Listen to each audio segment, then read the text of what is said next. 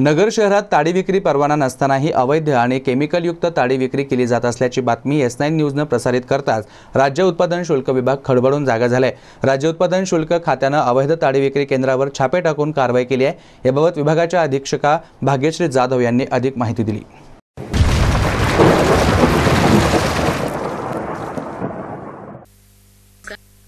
निवडणुकीच्या पार्श्वभूमीवर राज्य उत्पादन शुल्क विभागास मिळालेल्या गोपनीय माहितीनुसार शहरात अवैध ताडी विक्री सुरू असल्याचे कळाले।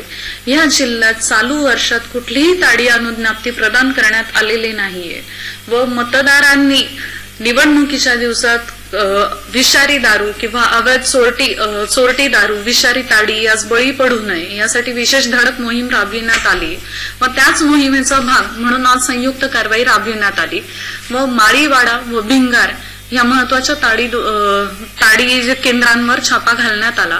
या कारवाईत राज्य उत्पादन शुल्क विभागाचे जवान व अधिकारी म्हणून 40 ते 45 जणांचा सहभाग होता व या कारवाईत मोलाचे सहभाग हे उपअधीक्षक श्रीयुत शिंदे साहेब व उपअधीक्षक बारगजे साहेब यांची विशेष मदत लागली।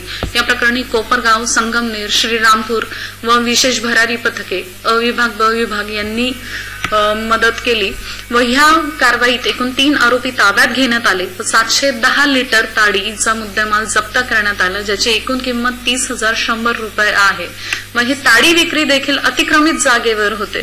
तर विषारी ताडी पिणे हे प्राणघातक ठरू शकते, याची योग्य ती दखल घ्यावी व निवडणुकीच्या कालावधीत अशी अवैध चोरटी वाहतूक किंवा अवैध ताडी विक्री होत असेल तर नक्की आम्हाला टोल फ्री क्रमांकावर कळवावे। ह्या टोल फ्री व व्हॉट्सअप क्रमांकासंबंधी आपण ठिकठिकाणी व सर्व परवानांवर फ्लेक्स बॅनर लावण्यात आलेले आहे व गेल्या महिनाभरात साधारणतः ह्या विभागाने आचारसंहिता लागल्यापासून 185 गुन्हे दाखल केलेले आहे व 14 लाखाचा मुद्देमाल 4 वाहनांचं जप्त करण्यात आलेला आहे।